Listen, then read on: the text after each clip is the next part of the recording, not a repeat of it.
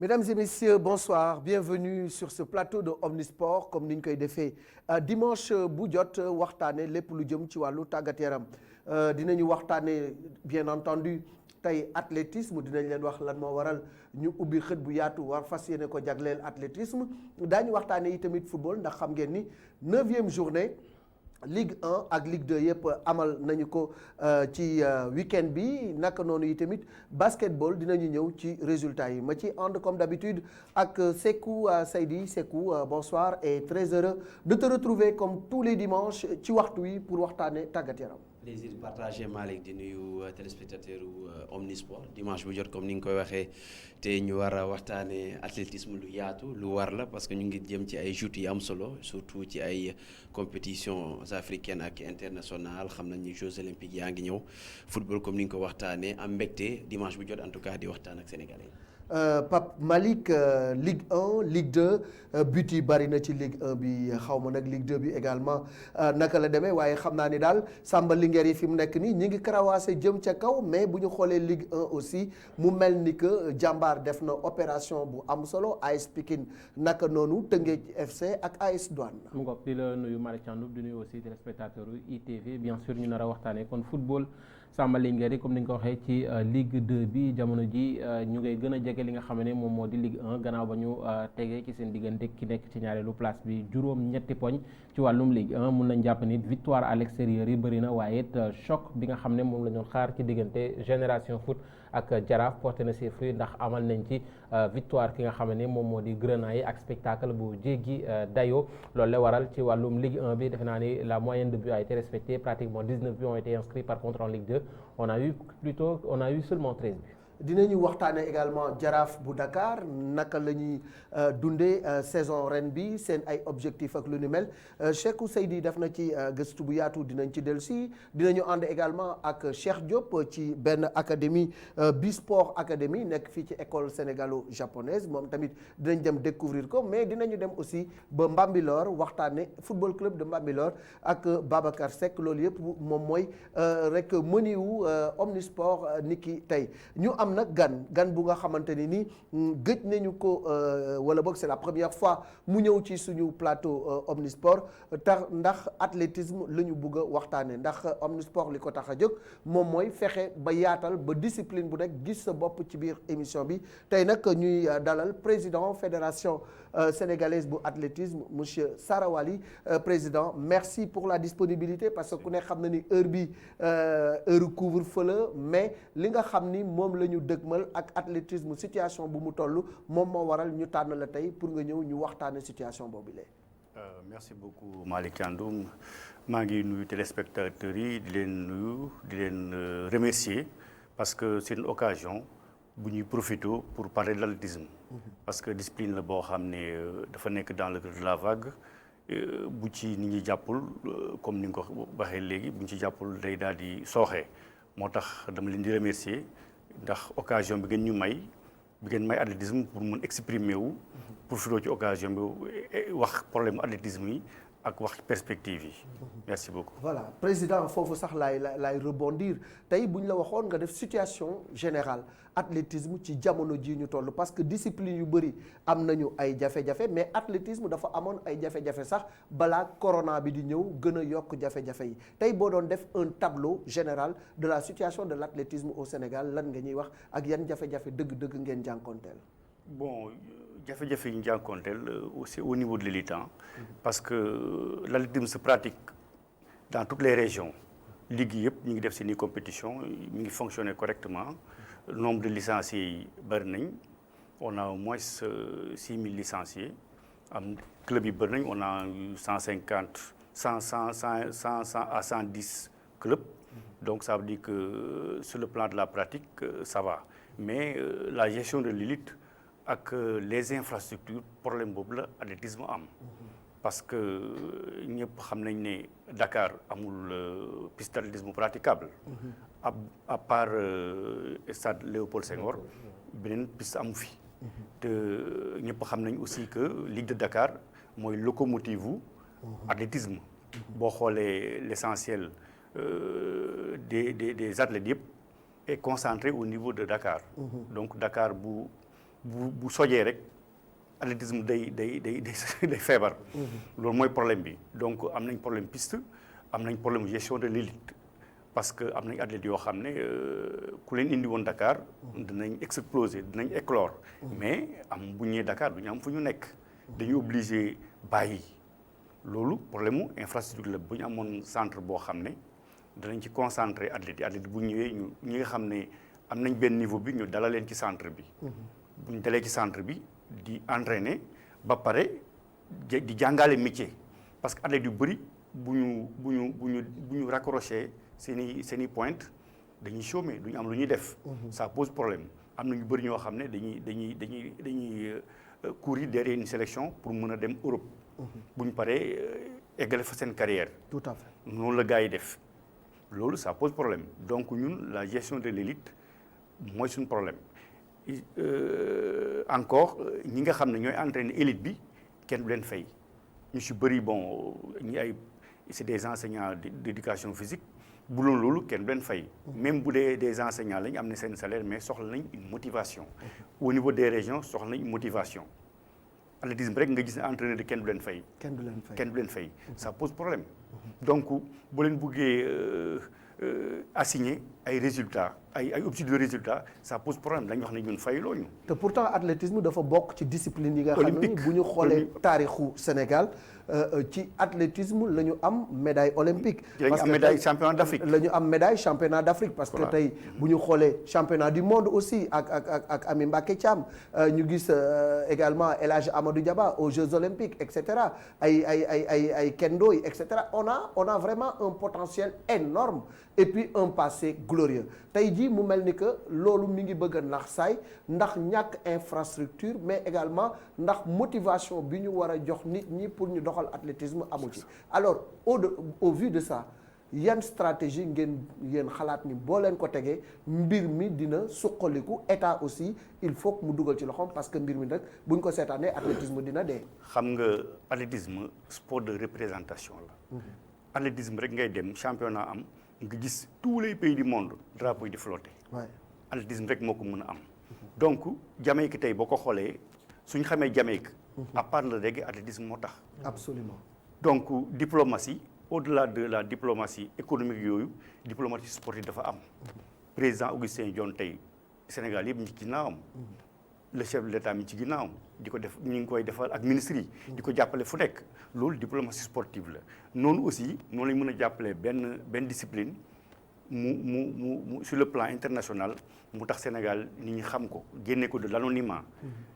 xam nga loolu athlétisme moo ko mën a def amul benn kii boo xam ne ndaje boo xam ne sportif boo xam ne moo gën a siiw bu athlétisme. pays yëpp fay daje de telle sorte que état bi daf ko war a jàppale ba mu am ay porte drapeau su ko defee entreprise yi ñëw xam nga entreprise yi ñoom visibilité lañ bëgg. mais su fekkee amuñu benn athlète boo xam ne dañ koy coow sur le plan international. benn entreprise du ci def xaalisam. amoon na avant 2010 on avait ce qu'on appelle les fonds de relance de 120 millions lañ amoon moom lañ joxoon athlétisme. ñu dindi ko. bu ñu ko dindee lan lañ fa def. ci la bi fi nekkee ci la ñoom ay Mbacké ñoom Tako Diouf ñoom ñëpp. ci lañ fël. dégg nga parce que athlétisme maa ngi si mille chapeau ñi koy pratiquer ak ñi fa nekk. boo xoolee. avec des moyens dérisoires amul xaalis. amul dara. amul xaalis. y a que la passion. amul xaalis passion bi la amul xaalis bu léegi am koo gis amul kuy am doomam léegi actuellement di ko nekk dama def athlétisme c'est très rare. parce que xaalis a tax. ba nga xam ne au début champion yi nga tudd noonu bi ñu fi nekkee dañu amoon passion. Représenter seen réew léegi nag au-delà de représenter seen réew il y a l'argent derrière. tu dois vivre. tu dois vivre de ce sport bi ngay pratiquer da nga ci war a vivre. di dem ci meeting yi. loolu amul di am gagner di am ay bourses. à l'extérieur yooyu yëpp dafa daan am te athlétisme c'est une discipline très très compliquée. pour nga nekk champion c'est pas évident. mën nga am moyen yëpp doo nekk champion. te yow tu peux avoir un enfant boo xam ne la nature daf ko may yenn potentialité yi. nga njool am doole nga def ko un bon basketteur. facilement. athlétisme du loolu. c'est très technique. et puis c'est très compliqué. mën nga jël un échantillon de 1000 athlètes 3 ñoo ci nekk champion. Côte d'Ivoire lu muy rëy ak li ñuy investir yëpp 2 à 3 athlètes la ñu am. ay Marie-Josée Talla 60 at lañu lay yóbbu championnat du monde kenn amul médaille. Donc c'est une discipline très très compliquée très compliquée. Il faut que pouvoir public yi état bi jàppale leen ba ñu am porte drapeau entreprise yi ñëw loolu mooy le problème. Il faut que dafa am tamit aussi ñoo xam te dañ fay nekkal athlétisme d'habitude dañ leen di gis konos ci ay bourses yu ñuy may mais surtout accompagnement bi nga xam te ne moom la ñu war a def ci athlète est-ce que ci at yi ñu génn konos ñu ngi gis loxoom bu baax yéen a ngi gis. xam nga konos ay critères lay teg.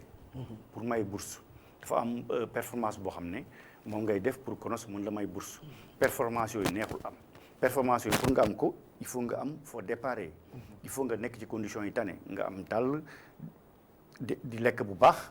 am piste booy pratiquer athlétisme quand même athlète yëpp gaañu nañ booy xool athlète yëpp seen am nañu ay périostite am nañ problème périoste parce que piste bi dafa dëgër dañuy débrouiller mais piste bi baaxul man bon dugg naa fu nekk dem naa gis ay techniciens waxtaan ak ñoom pour ñu defaral ma ko dugg naa fu nekk ça pose problème léegi avant ngay prétendre bourse il faut nga am foo jaar boobu mooy problème bi mooy nga am ay moyens ñu jàppale la bon avec la reprise de l'IASU xëy na mu tane xam nga un élève peut-être li chance bi muy am ak au niveau de l'université mu nekk fa logé fa dina tane foofu laa bëggoon ñëw président parce que de par le passé pour nga am des athlètes de très haut niveau il faut que ñu valoriser le sport scolaire et universitaire parce que ñun IASU ci la ñu doon gis yenn ñi ñu encadrer leen après ñu mën a egg ci élite bi voilà léegi bon comme kii UASU du mi ngi dundaat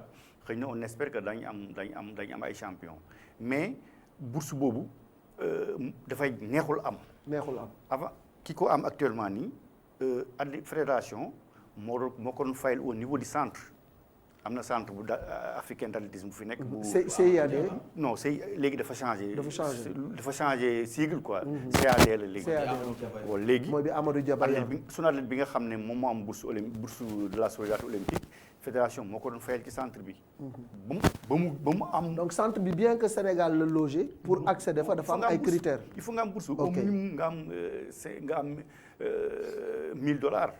au moins pour nga mun fa dëkk. mun fa entraîner. fédération moo ko fayal 1 an ba mu def yenn performance yi gars yi may ko bourse te fédération mu amul moyen yooyu. mais xanaa budget fédération seen budget bi dafa. non amuñu on n'a pas de budget. luy jógee ministère ñëw ci yéen. ministère joxuñu un budget fixe dañu am programme soumettre ko. des fois ñu jàppale ñu des fois du ñu jàppale loolu moo ci nekk. amuñu un budget boo xam ne fixe boo xam ne fédération moo ko moom. ce qu'on fait mooy. au début de l'année ñu wax nu yan compétition ngeen am sur le plan international gars yi budgétiser ko mais pas sur le plan local. ñu budgétiser alors sur le plan local vous avez un programme de relance quand même de l'athlétisme tey jii programme de relance boobu naka la tëddee ak quels sont les axes prioritaires. actuellement on travaille sur la massification surtout. man bi ma fi ñëwee ba léegi fexe naa di dimbale ligue régionale yi. ngeen jàppale leen ci matériel bi may ñëw y avait pas de chrono électrique. chrono électrique amuñ ko woon mën naa ko lijjanti même pour ça dama ci daw ba sonn fédération moo ko jënd. état bi dugul ci xaalisam. on a tout fait pour am loolu mën naa mujj lijjanti am chrono boobu. chrono électrique amuñ ko woon. c'est quand même xaw ma sax nu ma koy tudde quoi parce que c'est pas compréhensible. qu'une discipline comme l'athlétisme ñu koy bàyyi muy dee ngay wax ne amu leen budget comme ni la ko sécularisé amu leen budget dañ leen di ñamal en fonction de non mais quand même le problème mooy loolu moo tax sama ñëw pour jël ko man dama discipline bi buñ ci jàppul dafay dee même sur le plan international discipline bu war a dee on a un potentiel énorme au Sénégal même sur le plan international on a des problèmes d'argent même sur le plan international donc discipline boo xam ne il faut que gars yi jàpp ci pour mu soxaliku. c'est ça man li ma may chance mooy j'ai des amis dans le secteur privé dañ may jàppale c'est l'occasion Serigne Mboup dañ may jàppale. CCBM directeur LONASE am naa moom ay contact pour mu jàppale ma. Star Oil ay Vivo Énergie. ñooñu parce que bi ma nekkee dans l'administration liggéey na ak ñoom am nañu ma fa xam ñoo xam ne. sa carnet d'adresse voilà lay ñoom utiliser tey pour l'athlétisme moom mooy jàppale. comme quoi athlétisme une affaire publique boo xam te ne muy bëgg a nekk privé. benn président moo ci nekk moo wuti ay nit ñi koy jàppale. boo nekkul chef d'entreprise amoo carnet d'adresse doo liggéey des fois sa poche nga ciy dem sa poche nga ciy dem parce que da ngay def social. mais président Il fait beaucoup de social. est-ce que jotul tey ñu woote dëgg nag li ñuy tuddee les assises de l'athlétisme parce que tey toll nañu foofu creux de vague bi ñu nekk nii pour ñu génn ci il faut que nit ñi taxaw waxtaan. waxtaan nañ ko lépp les mots de l'athlétisme ñëpp xam nañ ko. et vous avez fait des propositions concrètes au gouvernement du Sénégal. athlétisme mooy lan boo amee groupe champion nga jox leen tuuti xaalis ñu lekk bu baax nga den fay ñu entraîner. amul leneen. mettre leen dans de bonnes conditions ñuy entraîner bu baax di lekk bu baax ñu leen di faj amul leen léeg-léeg nga jox leen tuuti xaalis ñu yor ko amul leneen. mais ñi ngi jëm ci JOJ Sénégal war ko abriter tey lu discipline bu mel ni athlétisme ak li mu représenté ak potentialité bi am Sénégal ñun ñu war a dalal JOJ yéen est-ce que tey ci programme boobu woo nañ leen sax jox leen un truc benn budget spécifique pour vous permettre de fabriquer des champions. nous sommes la seule fédération boo xam ne am ficelé nañu un programme déposé au niveau des autorités étatiques. man bi ma ñëwee samay capacité managériale la mettre en avant.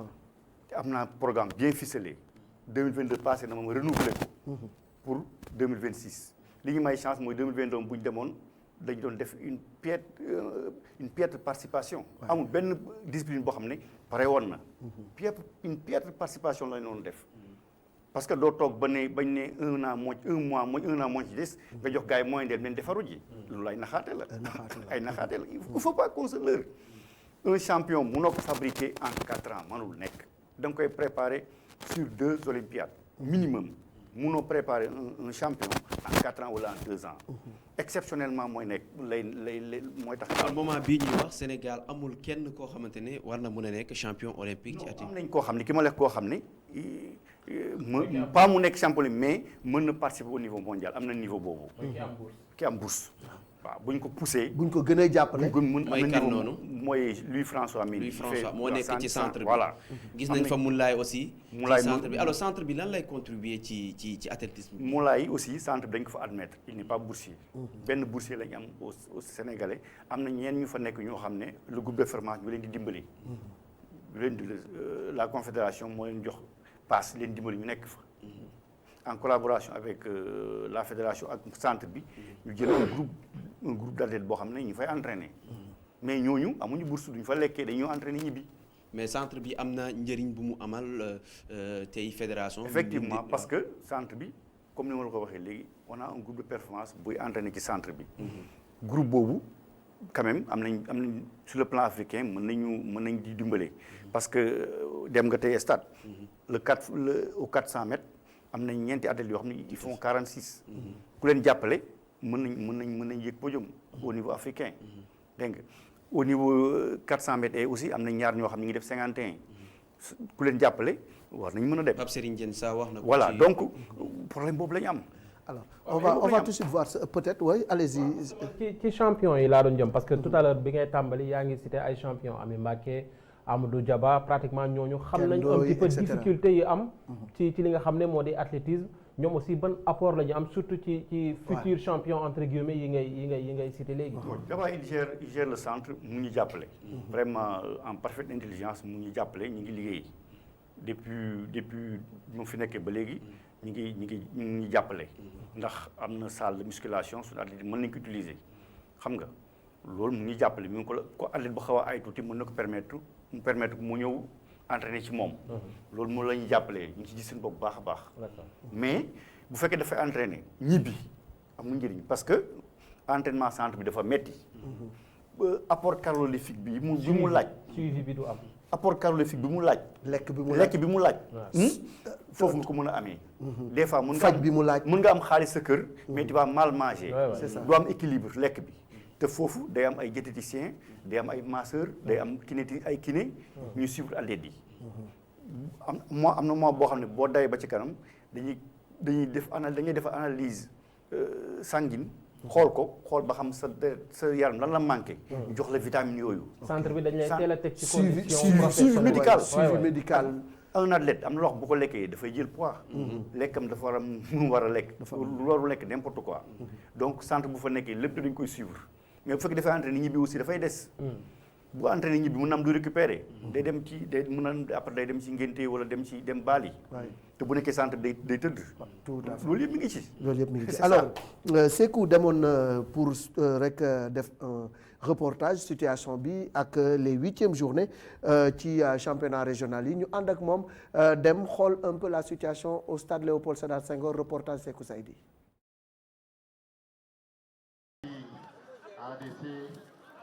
te stade Léopold Sédar Senghor mi ngi ci ay anam yi doy waar teewut Ligue de Dakar daal di fa amal ay activité am ci week-end bi ñu daal di fa amal seen juróom-ñetteelu journée jëm ci championnat régional bi. organisation moom amuñu benn problème ñu ngi organiser suñu compétition régulièrement comme niñ ñu ko waxee di respecter aussi mesures barrières yi mais aussi tamit club yi nga xamante ni ñoo nekk Dakar yëpp ñi ngi ñëw ci compétition yi di engager seen athlètes yi ñuy def compétition yi sans problème.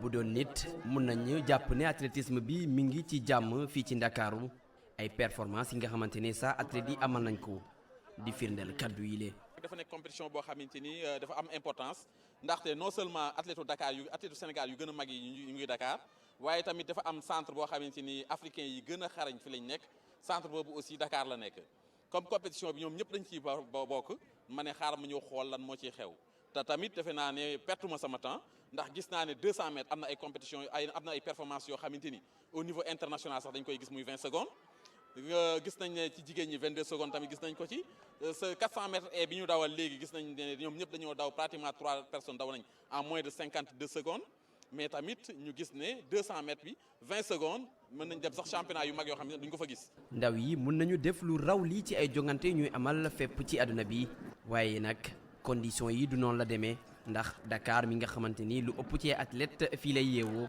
amul benn tartan di ab problème boo xamante ni moo am fépp ci réew mi. ñaari stade lañ fi am muy stade Iba Mar Diop ak Léopold Sédar Senghor Léopold ci état bi mu nekk gis ngeen ko donc état bi mu nekk baaxul Iba Mar moom kenn mënu faa defati dara donc dañuy góorgóor rek di fa débrouiller pour def activité mais actuellement li ñuy souffrir daal bi ci njëkk mooy infrastructure muy stade déjà buñ ñu mën a defaral piste Iba Mar gën a defaraat aussi piste bi nga xamante ne mooy piste Léopold dina permettre pour ñu gën a am ay performance surtout ci Dakar gi nga xamante ne tey ci fédération ci lay compter pour ay athlètes yu mën a def ay minima wala pour mën a def performance. Dakar moom mooy 80% athlétisme te benn piste bi fi nekk fii nii mooy bii nii fii quelques mois peut-être dañ nekk en réflexion te duñ ko mën a utiliser soo demee ci biir dëkk bi ci biir gox-goxaan yi ci biir Sénégal dinañu am yenn saa yi installation bi mais du ñu am accès donc ndaxte dañ koy bokk ak yeneen discipline ba nga xamante ne day métti ci ñoom ñu jot ci te loolu tamit contexte pandémie bi mooy ak corona bi. tax na ba nga xamante ni jot ci installation bi tamit parfois day jafe. athlétisme bokku ci ay xeetu tàggat yaram yoo xamante ni yàgg na siggil Sénégal ci ay jongante yi ñuy amal ci Afrique ab fépp ci àdduna bi di ab xeetu tàggat yaram boo xamante ni tey lu muy dund ci jafe-jafe bokk na ci ñàkkum jumtuwaay yu ñuy tàggatoo wala saa yu ñuy amal seeni jongante ay ci itam jafe-jafe gi nga xamante ni dañ koy am ci accompagnement yi mu doon ay mbir yoo xamante ni dafay soxal seen liggéey. voilà situation bi gis nañu ko vraiment sa technicien yi gàcce ngalaama ñi ngi encadré xale yi ñi ngi def seen kéemtulaay kattan mais le problème d'infrastructure encore une fois dafa mel ni moo gën a gàllankoor suñu discipline bii di athlétisme bi. waaw infrastructure yi c'est vrai même pour mu revenir ci même région yi. stade xottu stade moo fa nekk. waaw war na boo defar stade nga jumtukaay yi. moo tax ma ñëwee stade yu bëri en tout cas ci athlétisme mu wutal leen ay engins de lancer jox leen pour ñu mën a entraîner. ci biir région yi je sais que ne bon ñun.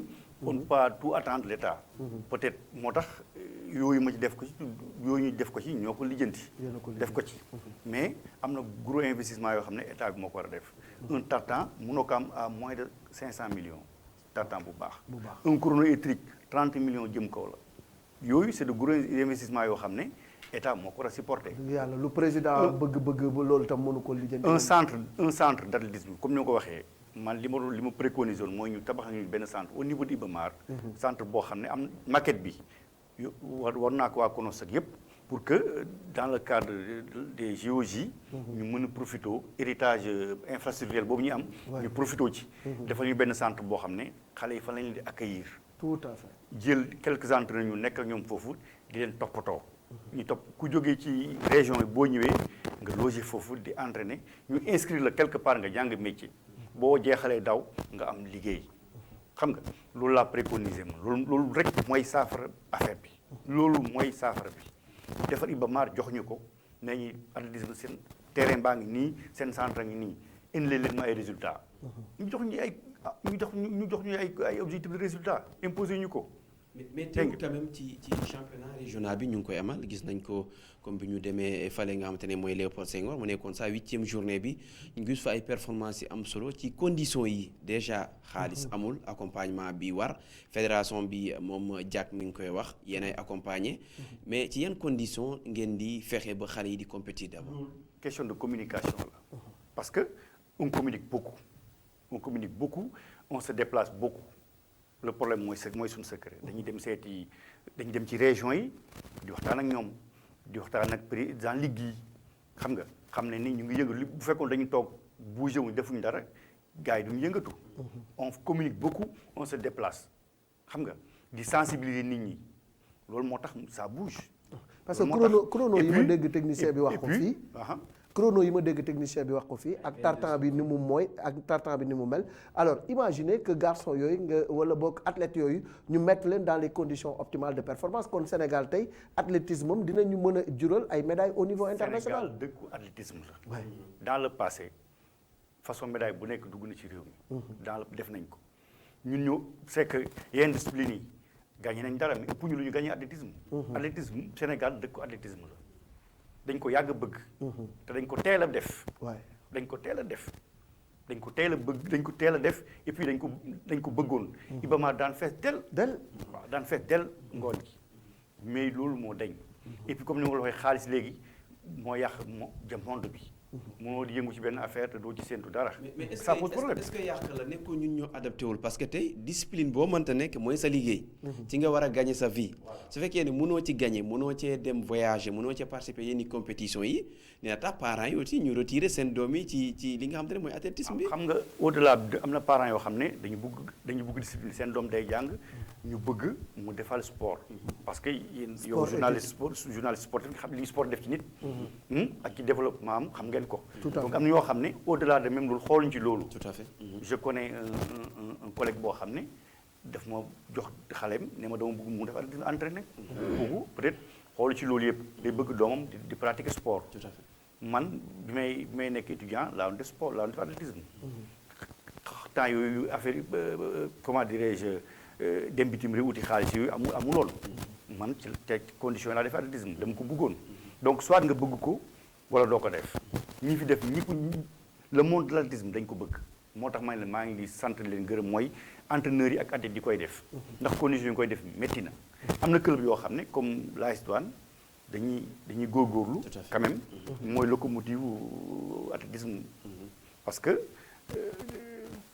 am na athlètes yoo xam ne bu jóge ci région bu ñëwee fii dañuy di louer localu femme louer localu góor loger ci athlètes yi di leen yore pour que ñu def athlétisme. mooy AS Douanes. mais il y a aussi l'ASFA à un certain moment. l'ASFA aussi daf doon joxe lu bëri surtout. ba léegi ci course de fond. l'ASFA mu koy def l'ASFA ñoom da ngay nekk militaire nekk fa.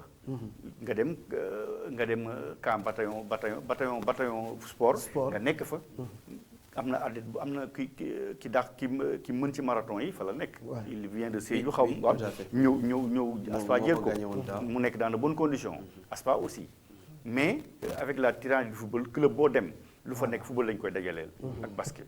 bàyyi ñeneen ñi. mais tout à fait parce que gis nañu même Jaraaf am na fa ay représentants mais président 2021 également dafay doon année boo xam ne dafay am ay compétition dafay am Afrique dafay am ci àdduna bi déjà ci condition voilà ci région yi day am ci condition région 2 voilà région 2 léegi ci condition bi waaw mi avril léegi ci condition yi ñu nekk nii nan ngeen fas yéene d'abord organiser wu pour mun a yóbbu ay athlètes. Bon performance yi c'est des performances de valeur. ci la ñuy base parce que région 2 moom vraiment toujours bu ñu fa demee dañuy indi dañuy glaner médailles yu bari région 2. vraiment foofu moom ça va quoi mooy Afrique de l'Ouest kii c'est bon. bu doon football ñu ne il faut voilà léegi bu ñu fay dem bu ñu amee biir dañuy dem du ñu am benn problème moom parce que sur le plan local kii. sous-régional amuñu problème. mais sur le haut niveau mooy problème bi. le haut niveau mooy problème bi. Gambie bi nga gis nii bu dee suivre nga compétition bi les athlètes gambiens dañu battre. te Gambie fii la ñuy entraîné fii la ñuy defee yëpp fii la ñuy entraîné Dakar. Dakar la ñuy entraîné. athlète Gambie yëpp koo ci dégg Dakar a def ses premiers pas. ça pose problème parce que. la championne d'Afrique non dañ leen di dimbali. on a 5 ou 6 Gambiens yoo xam ne dañ leen di jox xaalis même bu ñu nekkul ci centre bi bu ñu nekkee ci dans un club de Dakar di ko toppatoo. Gambien loolu la ñuy def. voilà alors man pour augmenter chance su médaille yi on va l'appeler comme ça Sénégal moo xam ci compétition yi ñu mën a dem surtout international est-ce que élargir ngeen parce qu'il faut pas oublier que ni que l'athlétisme c'est un ensemble de disciplines variées. parce que ñu bëri jàpp nañ ne athlétisme sama genre bi. daw rek la wala soo waaw. est-ce que aussi yéen a ngi élargir discipline yi c'est-à-dire ay jogging ay cross country yu ci mel noonu ay marche ay compétition hors stade est-ce que aussi yéen a ngi xalaat ci discipline yooyu. hors stade ñu ngi koy def. ñu ngi koy def bu baax région yu bëri dañuy def ay compétition hors stade dañ koy def. perche aussi comme ma ñëw ci problème bu nga wax. voilà am nañ ci problème. perche xam nga mos nañ nekk championnat d'Afrique mos nañ ko am Sénégal.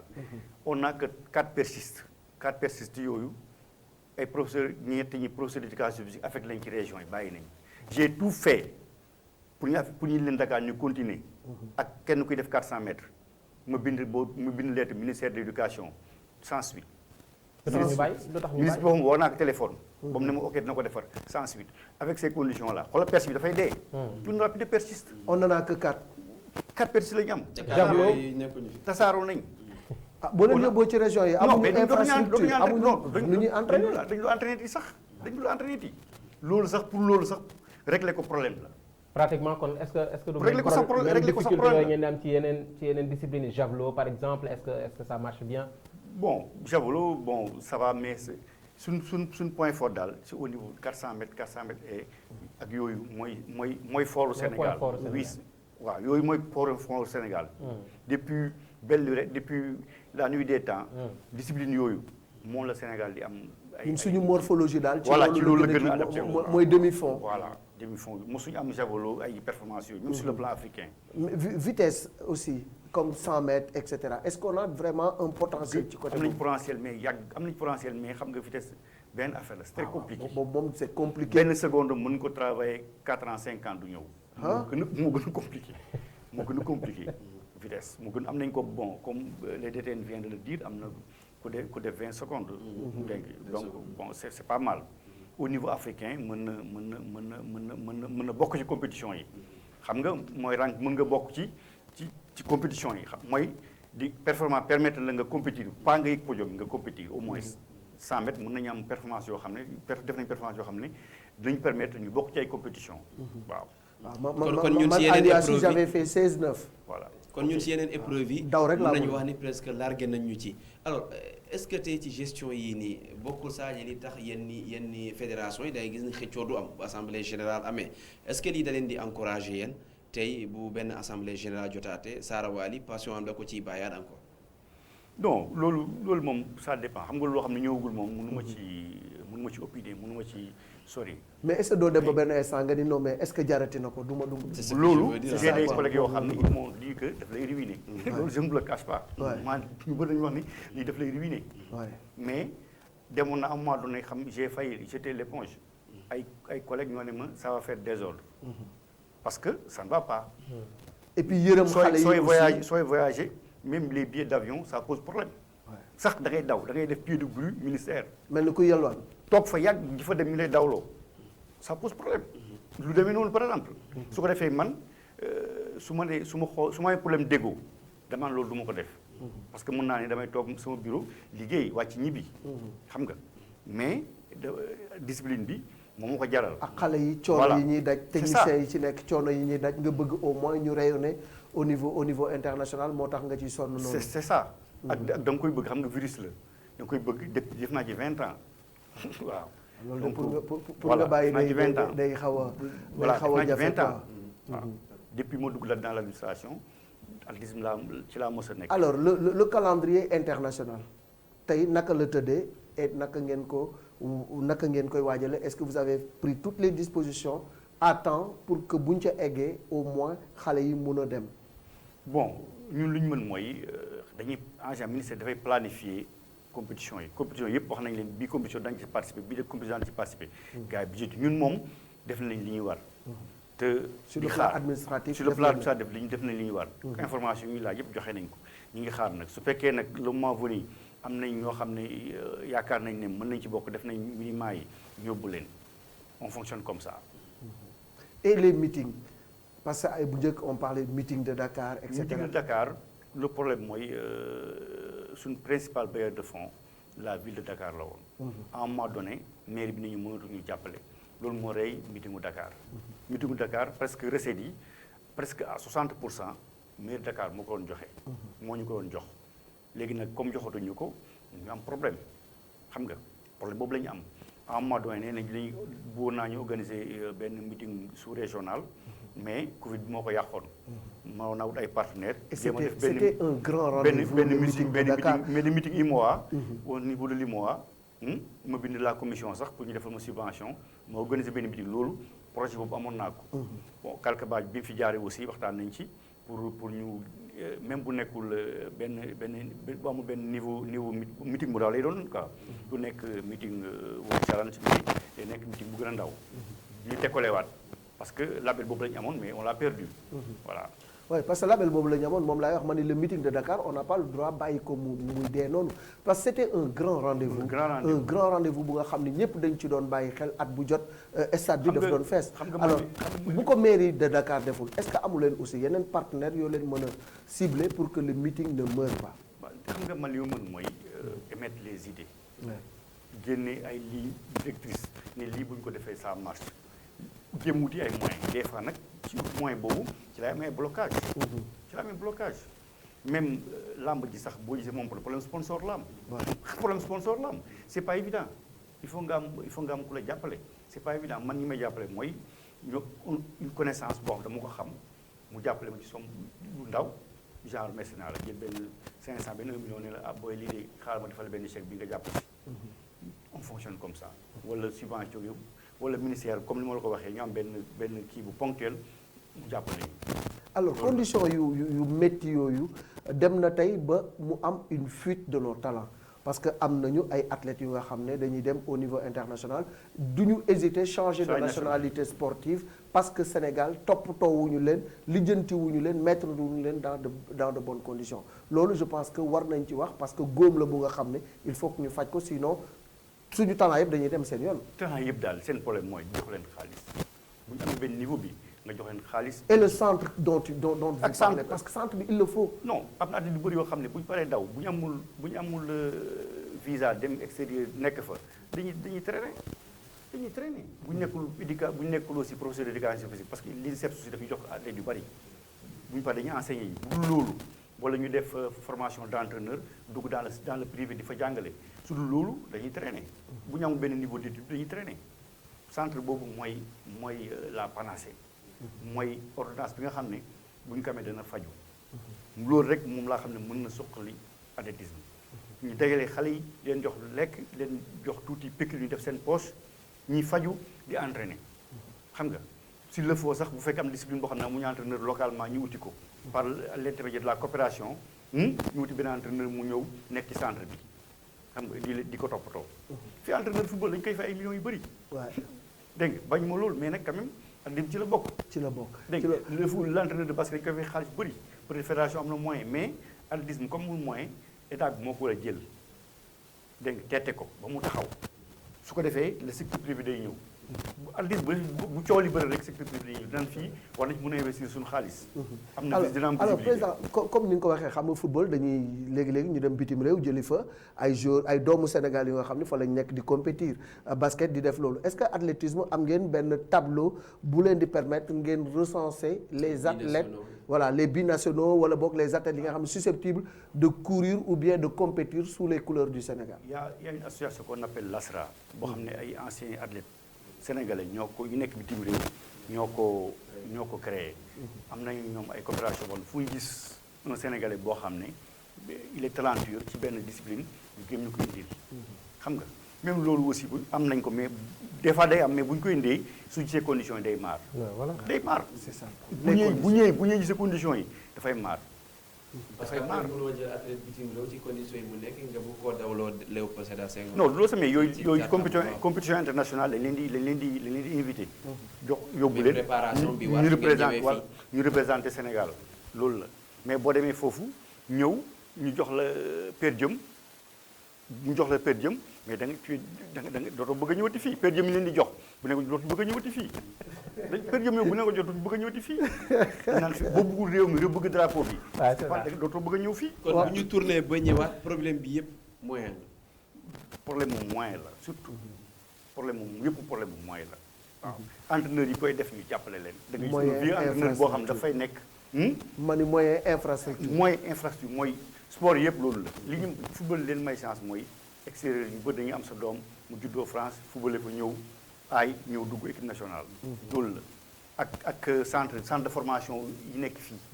am nañu ay jàmbaar ak loolu la mais yow boo un centre privé boo ko créé athlétisme tu perds investissement bi da ngay tu perds kan mooy jënd sa athlète. kenn du loolu. loolu mooy le problème. dinañ ci un privé mënul créer centre ne dafa ba pare day jaay athlète du dem. discipline moo mel noonu. donc il faut moom centre boo xam ne.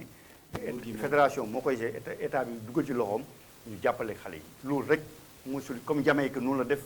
Jamaïque noonu la def yenn pays noonu lañu def. il faut des modèles modèle jamaïcain bi mën nañ ko reproduire au Sénégal parce que le potentiel est là.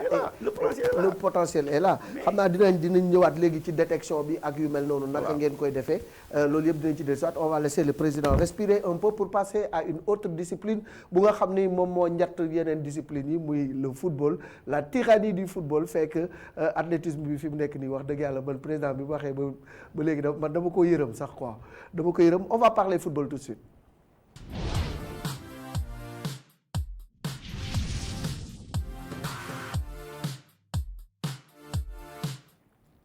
Voilà, football, voilà 9e journée Ligue 1.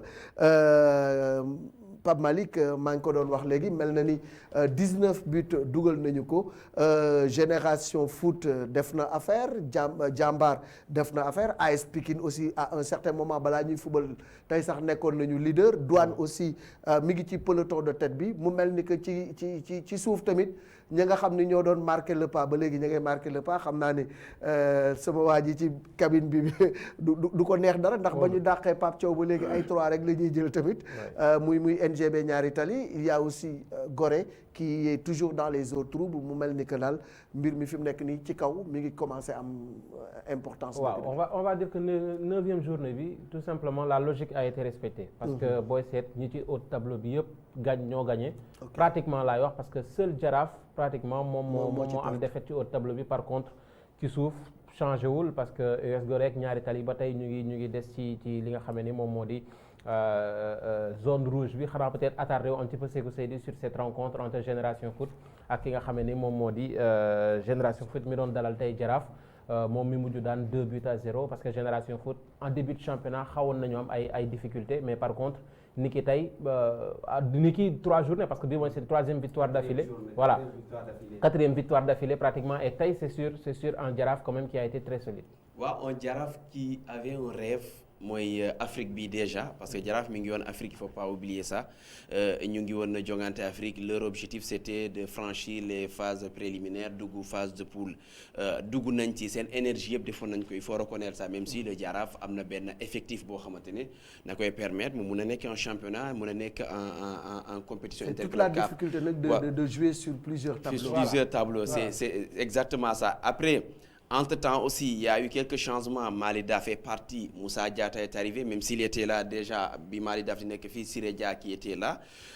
mënuñu wax ni loolu changement boobu am na ci problème parce que ñoom ñaari ñoo qualifié équipe bi ci phase de groupe c'est ñaari match yi bi ñu joué Harare ak bi nga xamante ne moom la ñuy joué fii nga xamante ne. ils ont un nouveau coach mais jëlagul fonction. officialisé guñu ko mais c'est sûr que dañ koy jël mais beneen mbir mi mooy ni tey Génération Foot dafa nekk ci benn ascendante parce qu'il faut pas oublier que Génération Foot nekkul outsider ci championnat bi. C'est une équipe qui joue les premiers rôles dans ce championnat du Sénégal parce que dañoo ñëw ci 4 ans existant ci championnat Sénégal def nañu fi lu kenn mësul def ci première année am ci dans l'élite. Donc c'est une équipe boo xam te ne y a eu quelques changements, y a eu des départs am na ñi fi nekk am na ñi demoon ñaar parce que Jean-Louis il était revenu mais début saison daawul woon football. dafa blessé woon aujourd'hui il est revenu il est le capitaine nga jël yeneen cadre yi nga xam te ne ñoo fi nekkoon ki nga xam te ne moo nekk homme du match tey ki nga xamante ne moo nekkoon homme du match tey Dominique au milieu de terrain c'est quelqu'un koo xamante ne gis nañu ces deux saisons yi jàll il avait commencé à prendre sa place au milieu de terrain donc il a fallu que ñu dem ba benn moment xale yi nga xamante ne moom lañ dugal ci équipe bi commencé miin championnat bi di ñëwaat ndànk nag c'est une équipe qui joue les premiers rôles dans ce championnat là il faut pas oublier quand Génération Foot bat le Jaraaf de Dakar équipe bu ko war a gagner la après le Jaraaf peut-être perte na bii nii mais c'est une équipe boo xamante ne joue aussi les premiers rôles c'est dans les premiers deuxième ou troisième lay jeexale parce que ils ont un objectif c'est soit gagner la coupe du Sénégal ou être champion du Sénégal pour dellu en Afrique parce que tey ñam na ko dugg na poule bi xëy na dinañ ci wax ci kanam tuuti mais c'est une défaite logique vu jafe-jafe li nga xamante ne doole gi ñu joxe en Afrique mais vu aussi ci voilà changement coach bi et tout lépp li nga xamante ne moo am ak les mêmes joueurs yi joué match yi nii ñoom ñooy joué waat encore c'est compliqué pour Génération Foot mi nga xamante ne am na temps pour defaruwaat. et puis dañ leen teel a cueillir à froid mais aussi il y a l'AS Pikine qui commence aussi à faire de Pikine un bastion imprenable mu mel ni que journée yi ñu génn yëpp à domicile ñi ngi commencé waat également di imprimer seen marque ku fa ñëw ñu bës la même si contexte Covid bi tax na public bi dootul ñëwati. Ouais, certes mais apparemment ils se sont un petit peu adaptés. On va l'appeler comme ça. Ils se sont adaptés, ouais. Voilà parce que championnat bi maa ngi wax dès le début ni que ñëpp ñoo nar a tolloo doole parce que public amul. entre guillemets ñëpp ñoo nar a tolloo doole parce que effectif bi dina jouer bien sûr mais l'AS Pikine c'est maintenant 4 victoires 3 nuls et 2 défaites. ce qui veut dire que dañuy monter en puissance. donc et loolu feeñ na aussi ci classement bi parce que ñu ngi jege trop podium bi il y a l'AS Douanes il y a des clubs comme Teungueth FC Génération Foot qui revient ñàkk Dakar Sacré-Cœur pour le moment qui est muet ci Kador yi donc AS Pikine on va dire que mun nañu ko boole un petit peu ci ñi nga xam ne ñoom ñooy groupe bi nga xam ne ñoom la ñu yaakaar ci fin de saison bi et surtout l'AS Douanes qui revient aussi très très fort cette équipe parce que bokk na aussi ci yaakaar yi et puis ils ont une rencontre en moins et pourtant déjà ñu ngi ci podium. mais surtout AS Pikine c'est-à-dire li nit ñi di fàtte à chaque fois bu ñuy tudd club populaire yi nga xam te ne dañoo adapté wu ci ère moderne bi dañuy fàtte AS Pikine. AS Pikine aujourd'hui ils ont une organisation boo xamante ne c'est à saluer. Ils ont un président boo xam ne ambitieux dem jëli aujourd'hui ki nekk ci boppu équipe bi Cissé qu'on connaît tous muy xamante ne mi ngi def jéego yi am solo ak équipe bi. Il y a une organisation bu am solo derrière AS Pikine ça il faut pas l'oublier. am na aussi le président a mis les moyens et Pikine yëpp nekk ci ginnaaw équipe bi gis nañ fi temps est passé le public jënd ay billets jël ay bouteilles yi représenté ça prouve encore engagement motivation bi nga toujours derrière l'équipe c'est-à-dire le sport c'est ça mooy li président doon wax léegi il faut une motivation de tout un chacun ñu boole seen doole ku nekk di dugal pour ce sport là mu développer Pikine mooy lu ñu nekk di wax peut-être Teungueth ils ont la chance d'avoir un Babacar Ndiaye. Ils ont la chance de recruter un certain Youssouf Dabo mu ñëw andi ko un certain Kana Fall qui n'est pas n'importe qui dans ce football là. Jaraaf ils ont la chance d'avoir Youssou Diall am Khalifa Ndiaye am Siré Dia wala am benn Cheikh Seck bu fa nekk mais Pikine ils ont Modou et qui a su quand même jël doomi Pikine yi boole leen ñu gis seen bopp am seen identité ci biir club bi donc c'est un club boo xam te ne war nañ ko bàyyi xel ci at yi ñu ñëw surtout seen stabilité bi nga xam te ne moom lañ liggéey yaa ngi tudd Douane ñu ngi ko woon wax ci début saison bi nee nañ Douane li leen dese mooy dugal ay buts. C'est une équipe qui joue bien peut-être que après Senghor gis na solution bi mi ngi andi ndaw yi nga xam te ne moom lañ doon laajte l'équipe fait quand même des résultats et c'est une équipe boo xam te ne at yi ñuy génn yëpp gis nañu Douane du génn ci 5 yi. Douane c'est pas une équipe qui joue le maintien. C'est une équipe quand même qui joue les premiers rôles dans ce championnat là. Donc comme quoi dans le championnat il y a la qualité c'est-à-dire tey auparavant. parce que qualité bi boo koy xool ci kaw dañuy wax am nañu au moins 5 équipes yu nga xam ne ku ci nekk mun nga à tout moment jël championnat bi. tey jii c'est Jambar par exemple qui est en train de dominer le championnat parce que dafa dóor Mbour Petite Côte ci derby Petite Côte bi loolu permettre ko tey mu retrouver la place de leader mu mel ni que Jambar aussi comme Génération Foot ñi ngi commencé seen xale yi ñi ngi màgg ñi ngi commencé miin championnat. mais surtout am na joueurs yi commencé ñëwaat parce que gis naa tey Ousseynou Niang joué na Ousseynou Niang qu'on connaît très bien. ci U20 yi dafa blessé woon y a beneen joueur bu Jambar boo xam ne joué wugul Mortala Gaye. il est très bon voilà il est excellent moom tamit joué wugul comme Jambar. am na ay joueurs fii Libas gis naa tey deuxième mi-temps la dugg donc am nañu qualité yëpp parce que at yi ñu génn bul fàtte ni U17 U20 Jambar moo fay ëpp ak Génération Foot parce que ñoom am nañu infrastructure comme ni ko président di wax boo amee installation am cadre am accompagnement am lépp li nga xam ne moo war pour nga mun a éclore loolu da lay jàppale donc Jambar aujourd'hui mun nañu wax ni bokk na ci candidat sérieux pour titre champion du Sénégal te ñu ngi koy wone ci match yi rarement la ñuy def ay déroute donc ñu ngi ci logique bu am solo te ils ont un technicien bu xam bu baax a baax Jambar parce que nekk na fa yàgg na fa il a joué au football xam na ñan la soxla xam na nan la leen di gérer et voilà quoi yaa ngi wax sànq dina am 5 parce que auparavant loolu lañ doon jooy dañ naan football Sénégal comme amul exemple boo demee Espagne dalay leer na Real Barça Atlético ñoo ne ci kaw ñooy tiré ñeneen ñi nga dem France y a Paris et les autres y a Paris y a les autres derrière voilà mais championnat bu nekk day am kenn ko am te ne 3 clubs yi nekk ci kaw di tiré Sénégal commencé na am loolu dalay leer na ni léegi Jaraaf Teungueth FC Jambar Douane Génération Foot forcé AS Pikine ñooñu ci kaw la ñuy nekk loolu forcément te ku def faux pas sa morom boo defee faux pas keneen kii ñëw la donc loolu dafay obligé te boo club yi may li muy ñëpp xoolal seen organisation demal xool tey nan la ñuy organiser wu yan mooy lañ nekk teb tudduma ça centre de formation parce que Génération Foot quand même woon nañu gis nañu Jambar woon nañu gis nañu c'était peut-être centre yi ñii neeloo tuuti mooy Dakar Sacré-Cœur mais ñi ci des yëpp woon nañu gis nañu mais yeneen club yi ñu mel ni Douane AS Pikine ki nga xam te ne moo di ki ngay tudd sànq Teungueth FC ñooñu noonu ay Jaraaf ñooñu c'est des clubs yoo xam te ne tey ñu ngi def une organisation. Justement Teungueth FC avant de retrouver compétition africaine yi moom aussi tey une large défaite face à large victoire large victoire et un doublé de El Hadj Omar Fall baal naa ko léegi parce que El Hadj Omar dafa raté benn but boo xamante ni waaw contre Zamalek xam naa looloo tax sax bii mu dugal doublé non c'est un excellent attaquant c'est le meilleur joueur d'ailleurs du club mois bi ñu génn c'est un excellent attaquant bi nga koy jël après match bi il te l'avait promis non voilà action yi la yoo xam ne xalaatu ko woon raté mais il va se racheter te dugal naa yu gën a jafe yooyu alors tout de suite Pape Malick pour récapituler les résultats et le classement avec la complicité de Ablaye mu bokk avec la complicité de Ablaye on va dire que d'abord tableau-là puisque 19 buts donc ont été marqués ci wàllum Ligue 1 bi AS Pikine moom lañ doon waxtaanee léegi avec on l'a oublié c'est que le meilleur buteur tamit mi nga ca AS Pikine avec Lamine Dramé qui compte désormais 5 buts ci li nga xam ne moo di championnat bi kon ñoom ni ki tey ñoo daan démb autant pour moi ñoo daan Mbour Petite Côte 2 buts à 1 Casa Sport aussi pour sa première victoire au stade Aline Sitoé Diatta daan NGB 3 buts à 1 Ndiambour on l'a dit tout à l'heure Teungueth dafa dem amal fa une petite promenade de santé avec ses 3 buts marqués Dakar Sacré-Cœur moom aussi daanu à domicile ci digganteem ak Seneps Excellence Stade de Mbour qui tombe à domicile aussi face à Jambar AS Douane qui est allé s'imposer face à l'US Gorée et pourtant US Gorée moo mené woon dès la 6e minute Génération Foot ci borom daan ki nga xam ne moom moo di Jaraaf 2 buts à 0 loolu la waral ci tableau classement yi c'est toujours Jambar qui est solide leader et jamono ji ki nga xam ne moom moo di Génération Foot moom mooy nekk dauphin bu bees bile gannaaw ba nga xamee ne AS Douane aussi ma nga ci ginnaaw AS Pikine moom mooy collé tout près ci li nga xam ne moo di podium bi mais attention à Teungueth FC qui compte 2 matchs en retard il faut le rappeler ak compétition africaine yi moom mi nga xam ne Jaraaf aussi moo nekk ci suufam même situation gannaaw moom it ba mu nekkee ci compétition africaine ci milieu de tableau on a des équipes comme Casa Sport moom mi on le rappelle léegi am sa première victoire à domicile ki nga xam ne moom moo di Ndiambour et pour le moment sont toujours relégables US Gorée et Niary Tally. lan mooy problème mu Gorée ak Niary Tally fi mu nekk nii parce que Niary Tally ñoom dàq nañu Pape Thiaw mais ba léegi déclic bi mënul am ñi ngi enchaîner ak ay défaites Gorée moom kenn waxaale wu leen ba léegi moom kenn mënaguñu génne la tête de l'eau y a problème. bon après. ñaari équipe yi jaaxle. waaw parce que xam nga lu tax parce que d'habitude quand un club a un problème logiquement on renvoie à l'entraîneur. moom la ñuy dàq.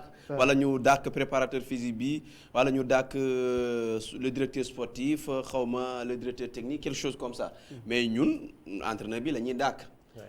bu ñu ko dàkkee aussi du bari changement parce que dàkk nga tey Pape Thiaw andi nga son adjoint su fekkee ne Pape Thiaw il n'était pas capable de diriger l'équipe je pense pas que ki topp ci moom ñu war a xalaat ni ki topp ci moom Pape Thiaw moo ko gën a aay donc kooku mënul gérer équipe bi loolu beneen voilà loolu beneen côté la mais problème bi mooy aussi ñu ngi jouer ñu ngi gis mais NGB dafa am équipe boo xamante ne ñi ci bëri ñu ngi door a jouer championnat Sénégal ñu ci bëri ñu ngi door a jouer championnat à part Badiane bi nga xamante ne ñëwaat na nekkoon na fi bi ñuy jël coupe du Sénégal Laay Ba bi nga xamante ne gis nañ ko keroog moo dugal seen coup franc bi seen diggante ak Pikine ñi ci bëri ñu ngi door a jouer championnat Sénégal donc c'est un peu compliqué pour ñooñu mun a ñëw mais aussi beneen mbir dafa am mooy Ñaari Tali ci yan condition la aborder championnat am Ñaari Tali felal doon préparer tubaab jalaw dañ doon louer donc c'est des conditions yu ñuy jouer ak conditions yi ñuy entraîner wu attendons de voir puisque gis nañu déjà seen kii bi pare na lal nañu seen gazon bi bu ñu paree bu am infrastructure bu ñu mun a tàggatoo ñu xool ce que cette équipe va donner mais pour le moment c'est compliqué Gorée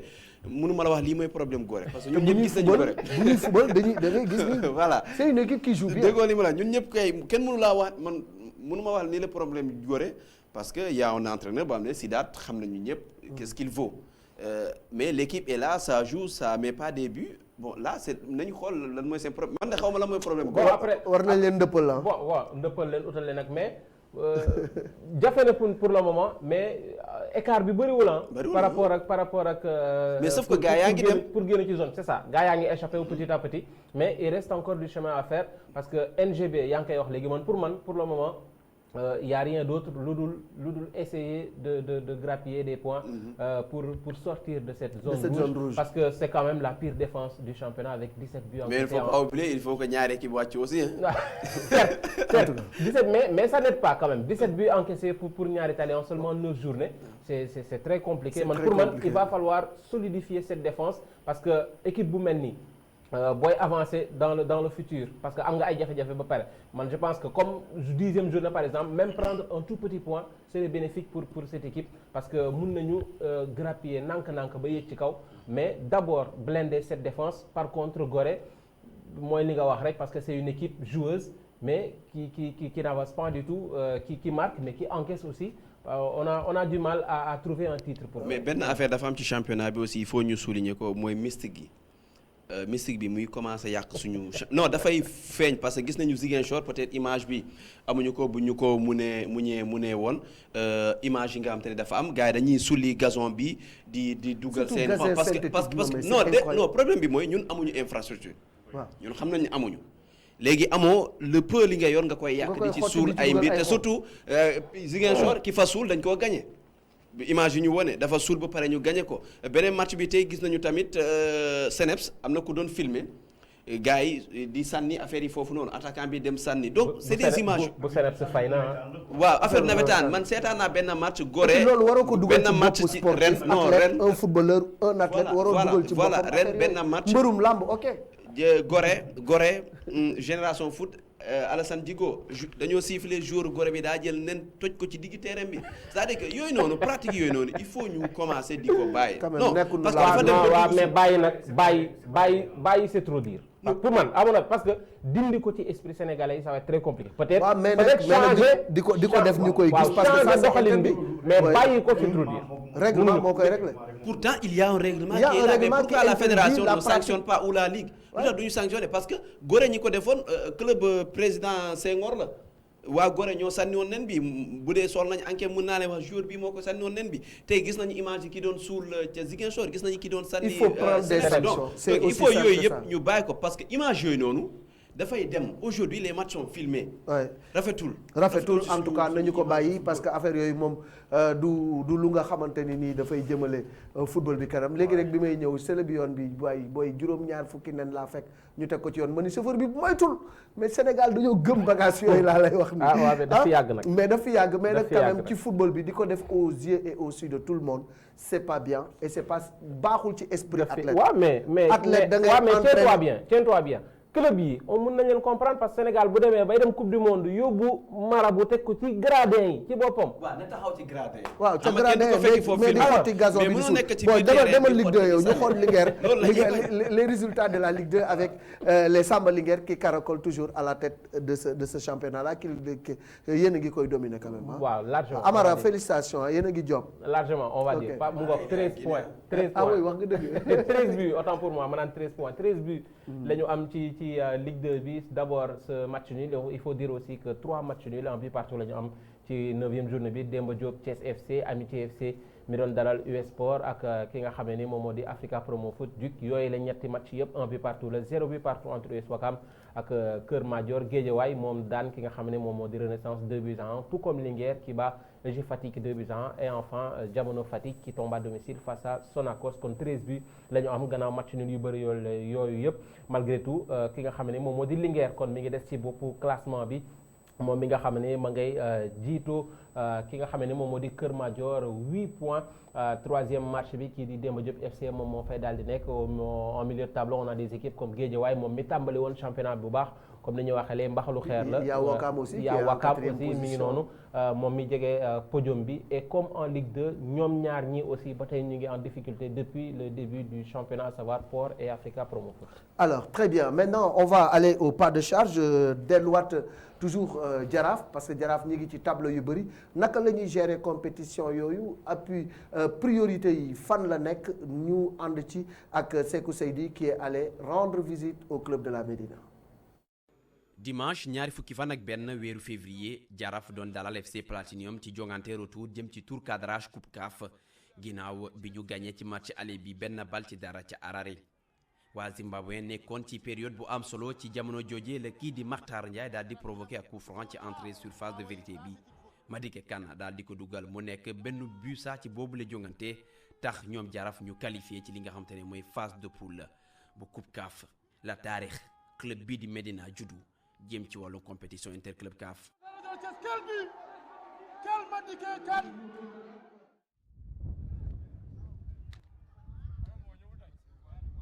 ndam loolee nekk seen ginnaaw tax na saa liggéey bi tàmbali war na ci vert yi. liggéey bi yamul foofu quoi dañuy yokk gën a concentré wu xam nga mas yee ngi suñu kanam li si des sax yaakaar naa ni moo ëpp xam nga gën a góorgóorlu rek liggéey xam nga humble xam ne li des bari na ñu ñefe ko. yàlla defal ñu ci ay ndam yu bari. beneen objectif bu jublu ci ñoom mu doon championnat national wala gagné coupe du Sénégal ngir mën a delluwaat Afrique di ay engagement yu bari yoo xamante ne club bi fas yéene na ci taxaw lu war la ndax moom mooy équipe bu ëpp ay raaya fii ci réew mi fukk ak ñaari yoon nga xamante ne jël nañ ko. c'est vrai que ne championnat bi tamit xam nga calendrier bi metti na xam nga war a jouer da ngay jouer ay weekend jouer mercredi bëgg ci boole Ligue des champions dina metti trop mais li la koy may mooy récupération bu doy. xam nga gën a concentré wu ci match yi xam nga ñefe pour am dara quoi. li ñu njëkkoon bëgg mooy dugg ci phase de poule bi mais comme que l'appétit vient en mangeant duñ ñëw ba pare nag dugg ci nag duñ ci am ambition parce que encore une fois dañuy dem représenter ci Sénégal il faut que ñu représenter ko dignement moo tax ñun lépp li nga xam ne donc dinañ ci wax lépp liggéey bu ñu war a def ci joueurs yi ci wàllu mental ci wàllu gëm-gëm ci wàllu motivation dinañ ko def ba nga xam ne tey jii bu ñu dajeek équipe yooyu dinañ surpassé wu. Jaraaf ñu daal di ko loger ci poule C bi ci coupe CAF ñu ci ànd ak équipe bii di Étoile Sahel CS Sfaxien ak Salatas di ab poule boo xam te ne ñenn ñi jàpp nañu bu baax la ñeneen ñi jàpp nañ lu metti lool la. ñi gars yi di wax naan poule bi dafa yomb poule boobu yombul au contraire pour man c'est une poule très très très relevée boo xam ne dina metti trop parce que am na ñaari équipe yu mag yu Tunisie équipe yooyu yàgg nañ sax gagné ay coupe d'Afrique yàgg nañ dem ci coupe d'Afrique donc loolu du yomb. donc ñoom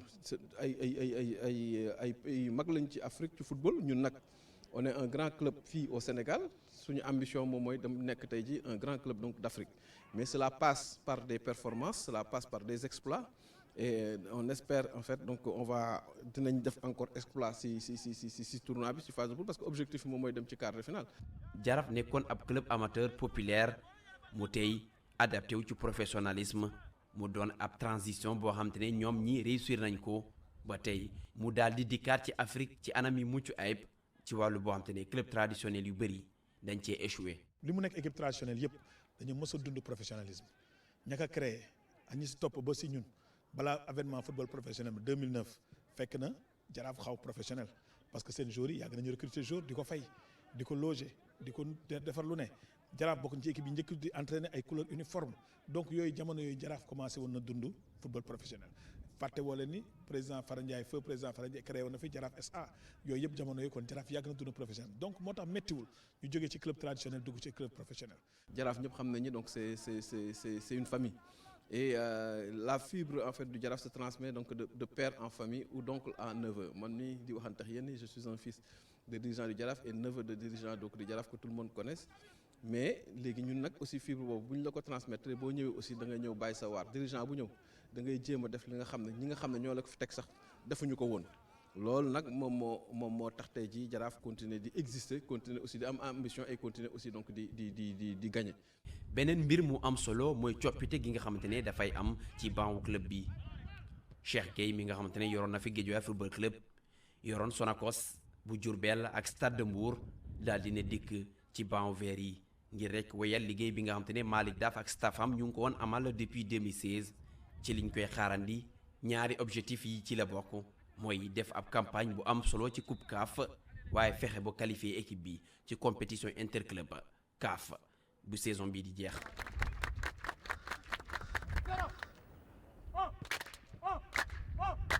voilà merci Sékou donc mu mel ni que Jaraaf mi ngi nekk ci tableau yu bëri mais mel na ni que ñoom xam nañu fu ñu jëm xam nañu comment s'organiser également pour egg ci objectif yi nga xam ne moom la ñu assigné club bi parce que l'appétit vient en mangeant la ñu waxoon donc amoon na tour préliminaire am tour de cadrage ñu jàll ko léegi egsi nañu ci phase de poule bien que ñi nga xam ne ñoo di Étoile du Sahel ak Stade Sfaxien ñaari équipe la ñu nga xam ne yu yàgg ñëw au niveau africain la ñoom ils vont jouer crânement leur chance pour passer au moins cette phase de poule là. Oui, tout à fait, tout comme le Jaraaf de Dakar bi nga xamante ne tey gis nañu engouement bi am ci ginnaaw club bi parce que tey il faut pas oublier que muy Jaraaf muy Teungueth buy jouer c'est tous les clubs sénégalais ñooy nekk seen ginnaaw c'est tout le peuple sénégalais mooy nekk seen ginnaaw après Sfaxien ou Sahel c'est des clubs ci seen histoire yàgg nañ ñëw mais ce ne sont pas ces jours-là qui sont là.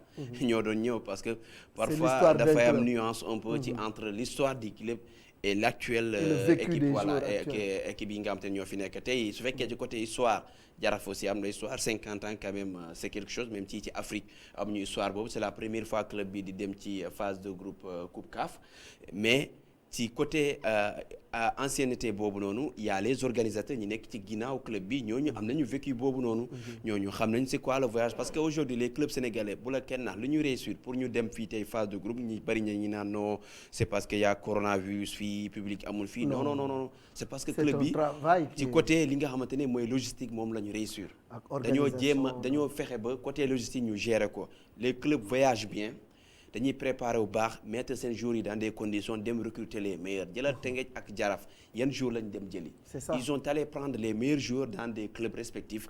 ñëw andi leen à des postes et puis des recrutements intelligents. ci poste yi nga moom lañ soxla ñu dem recruter foofu boo jëlee Jaraaf ak Teungueth yëpp noonu lañ def beneen bi ñëw dañoo dem jëli ay techniciens.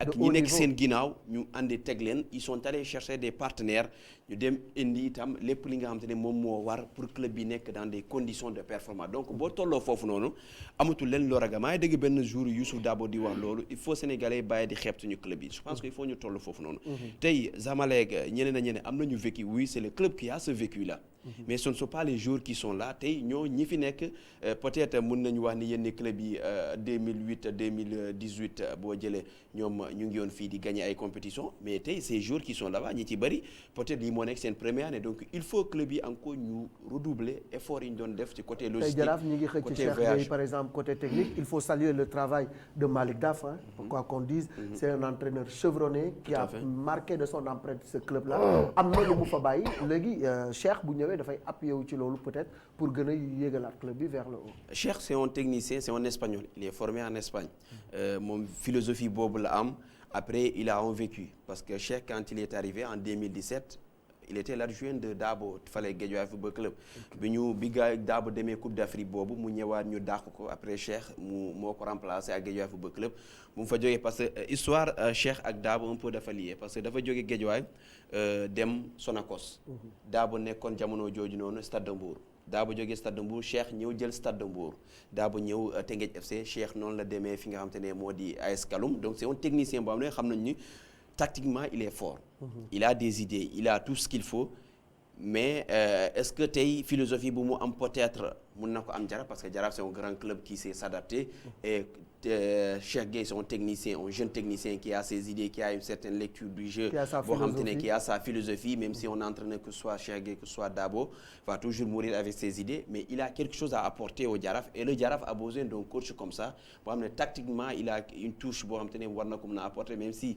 c'est très difficile de remplacer Malick Daf qui a tout gagné qui a aujourd'hui porté son choix sur ki nga xam te ne mooy l'équipe nationale tout comme Youssouf Dabo il faut pas oublier qu'il a porté son choix sur le Teungueth FC. Et là il y en a qui disent que c'est peut-être les fédéraux se sont tirés une balle dans le pied parce que en imposant ce choix-là da ngay tànn club wala nga tànn équipe nationale ils sont en train un peu de perdre de grands techniciens. Bon, on va voir en tout cas seul le temps nous le dira parce que pour le moment nii on va essayer d'abord de juger ce que va faire Youssouf Dabo moom mi choisir Teungueth FC ak Malick Daf mi choisir équipe nationale du Sénégal on va voir parce que on ne sait jamais léegi tiens-toi bien Malick Daf décidé jël équipe nationale musul gagner Coupe d'Afrique mu concentré wu 100% pour équipe nationale si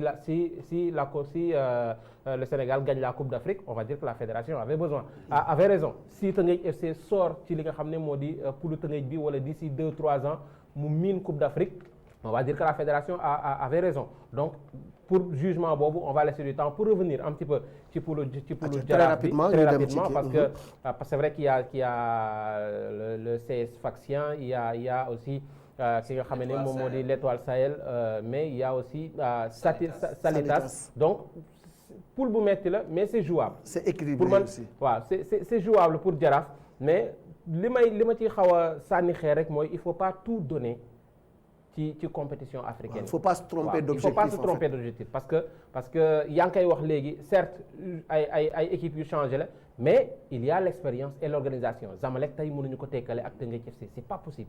121 ans contre 10 ans même bu fekkee ni tey Sékou Seydi bu Jaraaf ak Sékou Seydi bu Zamalek perspective yi day changé football bi day changé organisation bi day changé expérience bi day changé parce que club bu am vécu la boo ñëwee dañ lay intégrer 121 ans yi jàll yépp dugal ko ci sa bopp bi beneen histoire c'est pas le Teungueth c'est pas le Sékou Seydi de Jaraaf donc attention bu ñu juum je pense que Jaraaf d'accord il y a des chances mais il faut pas cramer toutes ces chances ci li nga xam ne moo di coupe CAF yi daanu ci championnat man à choisir je choisis Jaraaf dellu chaque année compétition africaine plutôt que di miser yëpp ci compétition africaine. même dirigeant yi loolu la ñu wax. ci choix coach yi laa bëgg une minute xam naa temps bi le temps de déjà man je trouve un réel manque de respect des fédéraux vis-à-vis de ces techniciens là.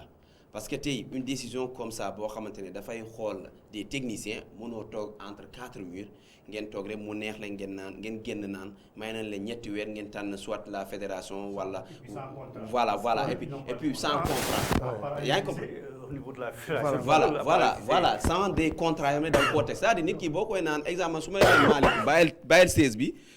day fekk ma tegal la beneen chaise. waaw wala ma tegal la fauteuil. si c'était bien payé jox ñu contrat. voilà équipe nationale voilà dañuy ñëw équipe nationale ak ay plan yu leer mais tey toog naan non génn nañu léegi yow Youssouf Dabo Malick Daf y a pas que ces deux là y a Souleymane Diallo qui est à l'US Ouakam. faut pas oublier ça y a Mame Moussa Cissé ñi nekk ci jigéen ñi et tout y a Assana et tout ki nga xam te ne mooy Aïdara qui est à il est à Jambar. Mais moi je pense que d'abord avant de prendre une telle décision boo xamante ne dafay toucher des techniciens ak ñëpp ñi nga am ñoo concerné da nga leen di wax ak ñoom mais mënoo toog entre 4 bi nga naan non jox nañ leen 3 mois tànn leen te yow tegaloo leen lenn lu dëgër nga kii aujourd'hui on Youssouf Dabo qui est en train de quand même faire des choses importantes avec Teungueth FC. Qui a un bon contrat dafay naan damay toog qui a un bon contrat qui est bien payé yaa ngi comprendre lu ñu koy fay foofu fay ñu ko fii peut-être lu muy gis boppam il est aujourd'hui promis au poste de manager général mais dama fay dem parce que maa ngi dem Afrique maa ngi jongante ñaata compétition Sénégal coupe du Sénégal coupe de la Ligue championnat.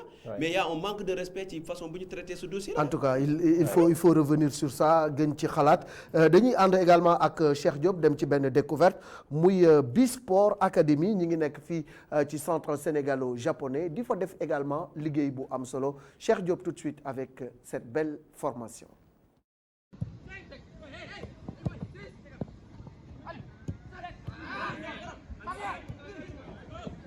Bisport waaw kon turu académie bi la waaw turu académie bi am na en fait am na Sahel FC mais ñoo ngi joué si turu Sahel FC waaw mun naa ne Sahel FC daal mooy club bu mag bi mooy équipe première bi donc académie bi mooy si biir sport bi. mu doon académie boo xam ne mi ngi formé ay ndaw yu xarañ lool ci wàllu football te it seen mëbët mooy dugg rek ci professionnalisme dem ci wàllu football ba tey ñu taxawal ko boobaak léegi ñetti at Bisport tey jii bokk na ci centre yi nga xam ne gën nañ leen ràññi fii ci Ndakaaru ndaxte daanaka catégorie yëpp teewal nañ leen fa. fii nag am nañu catégorie yëpp donc à commencer si benjamin et minime cadet junior et senior. li xew fii daanaka bëri na ci centre yoo xam ne xewu fa ñu leen di entraîner comme ay professionnels loolee la ñu tànn ngir rek fexe am seen mbébét ci mbir mi ba tax na sax ñi fii liggéey ak it ñuy tàggat ndaw ñi ñu ngi koy rafetlu.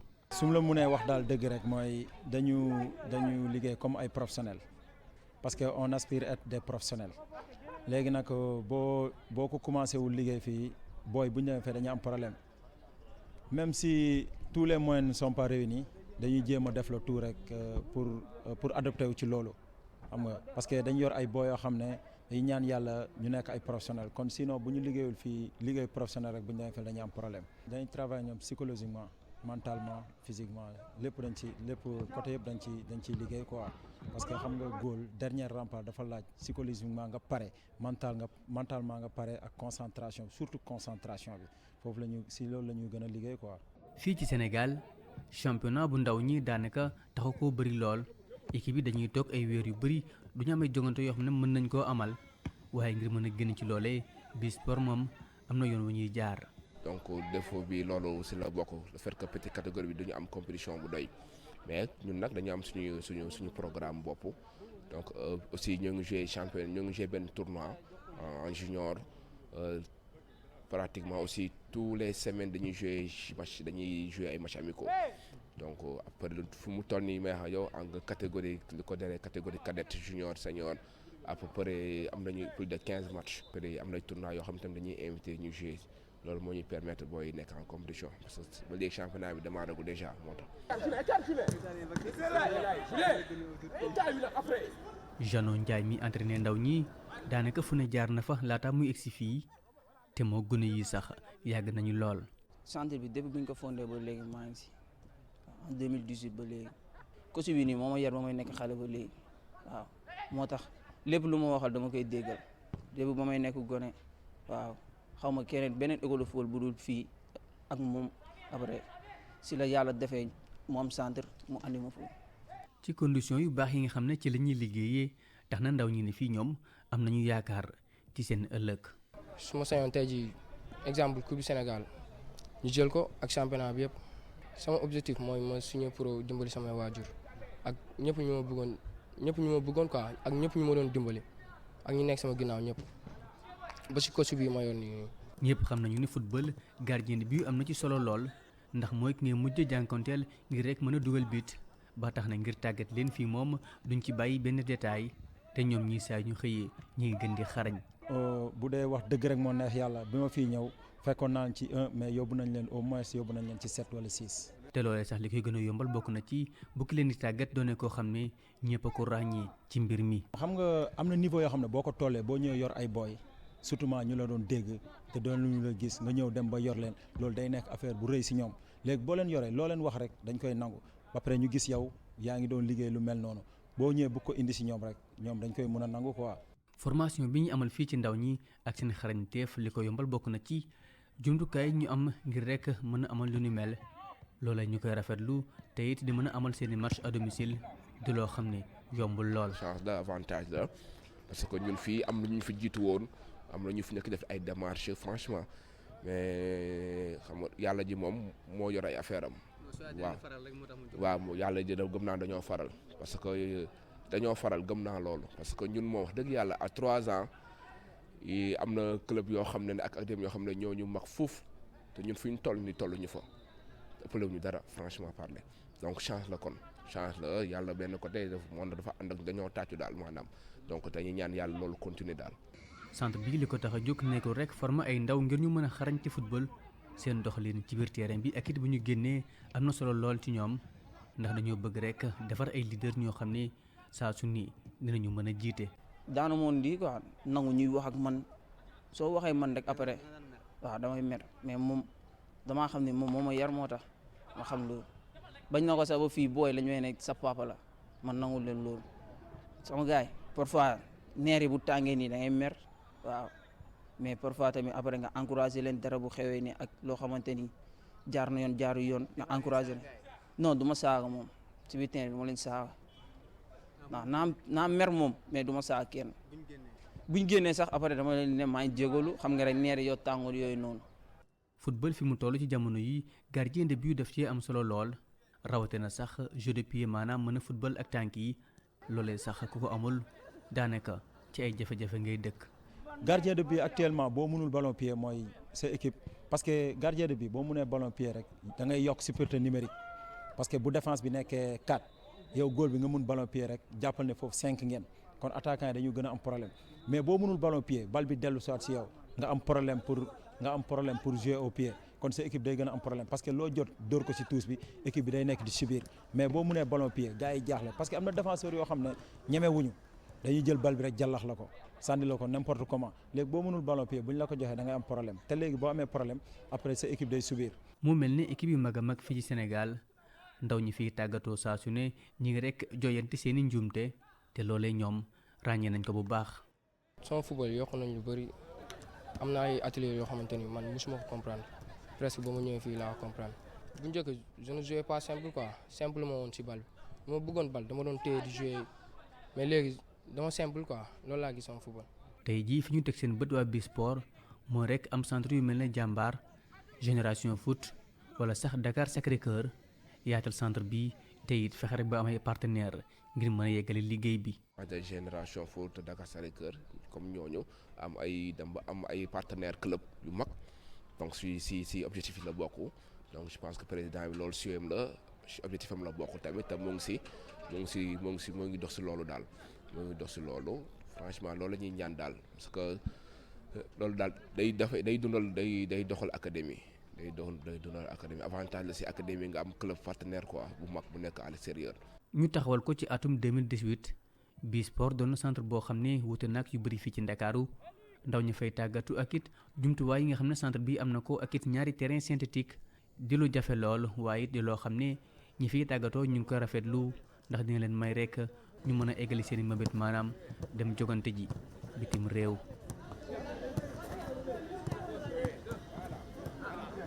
Merci Cheikh Diop pour ce beau reportage ci Bisport ñuy féliciter Jeannot ak Bétissi que je retrouve avec beaucoup de plaisir un gardien boo xam ne def na ay performances yu extraordinaires au niveau national et tout donc xale yi am nañu encadreur yu baax en 3 ans ñi ngi def liggéey bu am solo et puis ils ont des infrastructures qui leur permettent ñu mën a liggéey bu am solo donc partenariat bi avec d'autres clubs à l'extérieur loolu yëpp dina ñëw avec le temps mais en tout cas en peu de temps liggéey nañu lu am solo am nañu chance fu am infrastructure yu nga xam ne ñëpp amuñu ko la preuve dañuy dem ba Bambilor ànd ak ASC Bambilor ñoom également ñi ngi góorgóorlu ci seen ruq di def liggéey bu am solo ñu ànd ci ak Babacar Seck ngeen xool le contraste entre Bisport et Bambilor Sport.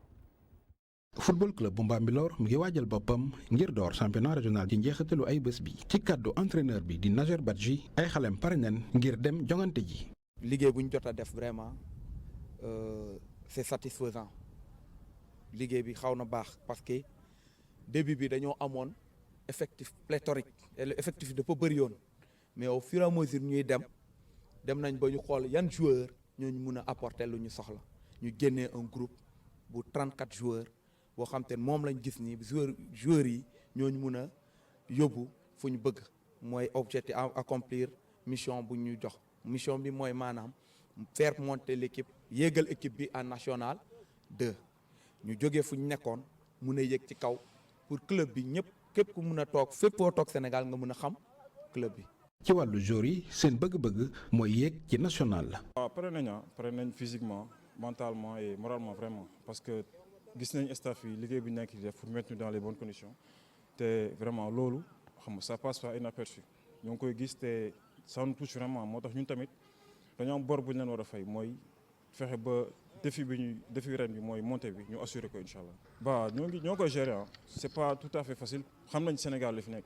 mais quand même ñun lu ñu war mooy ñëw entraîner parce que du ñaay xale ay magum jëm leen bu heure bi jotee ñun dañuy yaaxamti ñëw entraînement parce que amour bi déjà moom la ñu jiital voilà du xaalis du dara mais amour bi moo ñu fi indi ak volonté changer beaucoup de choses année bi quoi parce que am na année yi weesu c'était pas ça mais quand même ren jour yi ku nekk sa volonté mooy changer quoi doon acteur bi carrément ci changement boobu noonu. mu ñëwoon seet ci joueurs yi maire bu Mbambilor wax na ni dinañ door ay liggéey ci terrain bi ndax équipe bi mën di fa jouer ay matcham. dinañ leen accompagner wax ngeen léegi ci terrain bi dès lundi au plus tard mardi dinañ commencer pour jéem a yëkkatiwaat mur yi fermer lépp defaraat bunte yi pour ngeen mën di recevoir fii. am na convention bu ñu signé ak la DGPU qui s'élève à 289 millions pour defaraat terrain boo xam ne tey ku ne dina ko ñaan yàlla am loolu nag. sunu yéene la ñu jéem a xool ci suñu budget nan lañ leen ci mën jàppale je l'ai oublié de vous dire que la commune va confectionner des maillots et des blousons pour ces 3 ASC dinañ ko def parce que nous avons plus de presque 5 millions si je ne me trompe pas dans le budget pour équipement loolu dañ ko doon jox ASC yi comme bu nawetaan amul lu tax duñ ko jox équipe yi football yi ci championnat ñu xam ne lii kat c'est la commune qui appuie vraiment équipe yi nga xam ne ñooy dem di football yi ci championnat et puis dinañ leen accompagner surtout seen coach bi incha allah dinañ jël engagement 6 mois à partir du contrat qui le lie avec BFC 6 mois yoo xam ne commune moo koy jël engagé ko fayal ko pour wàññi yenn charge yi ci équipe bi. ngir bu championnat régional bi jeexee FCB mën a yëg ci national président club bi xaatim na ay déggoo ci wàllu sponsoring ak ay këru liggéeykaay yu nekk ci Bambilor. comme am nañ vision bu rëy ndax fu mu ne nii BFC bëgg nañ mu def bés bu demee ba doon championnat du Sénégal xam nga tey ñu jàppale leen ñu doon les premiers partenaires ak ñoom kooku am nañ ci te bu dul dara ñun dañuy liggéey ci dëkk bi li ñuy liggéey ci dëkk bi dafa war a delluwaat ci doomu dëkk bi dafa am benn part boo xam ne dafa war a demaat ci biir dëkk bi ci jeunes yi te jeunes yi ñoom comme sport mooy seen mbir foog ñu jàppale leen ci sport. ñàkk terrain bu mucc ayib tax na match bu football club bu Bambilor ci bëccëg bu njëkk bi ci championnat régional mu waroon daje ak Kenza bu Sébikotane dañ ko mujj daxandi. Voilà, football club de Mbambilor ñi ngi góorgóorlu malgré c'est vrai le manque d'infrastructure le maire Ndiagne Diop wax na ci dinañ am nañu partenariat bu nga xam ne dinañ defar terrain bi ba mu mucc ayib ba ñoom ambition bi ñu am muy yéeg en national ba egg au niveau de l'élite ñu def ko en tout cas il y a des bonnes volontés il y a des joueurs engagés des techniciens engagés des dirigeants également engagés ñu am ay partenaires je pense que bu ci municipalité bi jàppee rek dina gën a jëm ci kanam. Et puis li monsieur le maire wax am na solo am na lu ñu prévoiroon pour nawetaan ren nawetaan amul ñu jox ko les équipes yi nga xam ne ñoom ñoo nekk dans les divisions inférieures pour jàppale leen loolu aussi c'est une bonne politique. Tout à fait di féliciter en tout cas ci encadrement bi am na suñu benn confrère bu ci bokk Youssouf Mané foot donc di leen féliciter en tout cas football muy sport il faut nit ñi autorités locales yi gën cee jàppaloo parce que te fekkee dañuy xeex lu jëm ci chômage ñu gis yu mel nii buñ ci dugalee loxo rek da leen di gën a jàppale te da leen di jàppale aussi ñu mën a gérer jeunes yi en tout cas di ci ñaax bu baax autorités yi nga xam te ne ñoo nekk ci mairie yi. Alors président pour revenir à vous ci athlétisme bi gis nañu vraiment engagement bi nga ci am pendant 20 ans nga sacrifié wu pour l'athlétisme aujourd'hui ñi ngi nekk au creux de la vague yaa ngi def tout pour mu yéegaat ci kaw yow ak ñi nga àndal parce que du yow rek il y a beaucoup de techniciens au niveau local et au niveau régional ñu nga xam ne ñi ngi def seen kem kartan l'IASU gaa yaa ngi ci di ci def surtout les professeurs d'éducation physique nga xam ne ñoom dañuy jël rek peut-être passion bi ñu am pour le sport investir ko ci xale yi pour ñu mën a vivre du sport parce que tey ku nekk discipline bi nga tànn état moo la war a jàppale pour nga def la discipline de ton choix et l'athlétisme a un passé glorieux te tey jot na ñu suqaliwaat ko le mot de la fin. Bon, le mot de la fin mooy damay remercier suñu partenaires yi xam ne ñoo jàppale fédération. bi ci jiitu mooy Eiffage suñu partenaire de premier plan la. daf ci jàppale. Bon ren sax dañ doon organiser le grand marathon de mais pandémie bi moo Covid-19 bi moo tax mujjul am. donc sama dernier moom mooy état bi nañu jàppale na l'état ak ministère jàppale ñu ba athlétisme émerger waat parce que discipline la boo xam ne qui a un passé vraiment glorieux ñu bañ mu nax saay mu suux donc xale yi nga xam ne am nañ yenn niveau yi ñu may leen ay bourses ñu am nañ ñeent juróomi benn xale yoo xam ne ils font du 400 mètres ñu may leen bourse pour que ñu mën a préparer wu mën a participer ci championnat d'Afrique yi dem Jeux olympiques pourquoi pas jàppale ñu am piste bu baax. surtout piste bu baax jàppale ñu am centre bu baax. ba pare entraîneurs yi nga xam ne ñu ngi entraîner xale yi ñu leen di bàyyi xel. da ngay gis un vieux entraîneur boo xam ne daf fi nekk mais bu ñibbi sax day du am sax passe bu ko yóbbu loolu mais passion bi moo ko ci pousse mu continuer nekk ci. loolu c'est pas bon nañ géem a ba ñu ma ñu dimbalee football ñu koy muy am la part du lion ñu ko mais quand même athlétisme ak yeneen discipline yi quand même ci lañ bokk. donc bu nañ leen bàyyi xel. mbaam gàtt na wante ci jur gi la bokk te nag athlétisme sax dadul mbaamu kenn. voilà ci lañ bokk. waaw fas la ci lañ bokk. fas la parce que tey c'est une grande fédération. c'est une grande fédération. région yëpp nous sommes représentés. foo dem am nañ une ligue qui fonctionne. loolu rek déjà toutes les ligues fonctionnent. lépp loolu fédération bi ñoo ko am. loolu fédération bi ñoo ko am donc ñun duñ fédération bu ndaw donc dañu war a jàppale ñu comme ñu indi modèle jamaïcain bi indi ko fi. comme ça. coow li jeex ñu impose ñu léegi rek ñoo ci des impose ñu ay résultats ñu am résultat c'est pas forcé que sax que boo amee ay moyens sax di nga am kii di nga am médaille olympique mais di compétition yu mag yëpp di nga ci bokk. xam nga compétition yu mag yëpp fu ñu tuddee réew yi tudd la. loolu c'est important. parce que donc voilà c'est ça donc voilà loolu la comme ni ma la ko waxee médaille olympique mënoo ko liggéey ci 4 ans il faut 2 à 3 olympiades nga ci nga koy mën a préparer. waaw ndax ñi fi am médaille yi boo xoolee seen cursus amuñ ko ci 4 ans. c'est ça. te le potentiel est là. le potentiel est là il faut juste les encadrer. et les mettre dans les conditions. da ngay gis koo xam ne dafay commencer da ngay gis koo xam ne dafay def athlétisme mais après dafay bàyyi.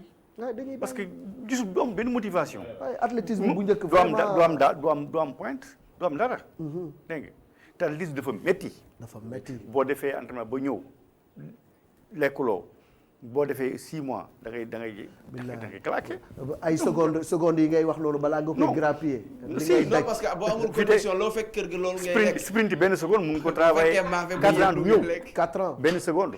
sprint. non Malick mi ngi dee parce que man gis naa dem naa foofu gis naa xale yi lu ñuy dañ. dafa métti boo fa jógee amoo benn saafara da ngaa dox ba yëgg. boo fekkee maa fi lekk. fekk ñam bi lekk loo fekk lekk. loo fa fekk lekk de da ngay duy biir bi rek. non yow na nga suur rek. na nga suur rek supposons nga jóge ci région yi ñëw Dakar amoo foo dëkk. amoo ku lay berger mais da ngay bàyyi. vraiment comme ni ñu ko waxee il faut ñu amaat yeneen El Hadj Amadou Diaba il faut ñu amaat yeneen Ami Mbacké Thiam il faut ñu am yeneen Tako il faut ñu am yeneen l'ancien premier ministre Habib Thiam ah. voilà ma ñëw ci Habib Thiam moom Habib Thiam boobu. dafa mën ay championnat yi fi amoon. on nous a battu athlètes sénégalais yi. ñëpp presque ay places yu bon lañu am ci la moom moo jël initiative boobu. nañu proposer ñu ko benn plan pour mu financer ko. oui vraiment ci lañ créé ces fonds de relance là bindal ko ay un projet bien ficelé jox ko mu financé ko.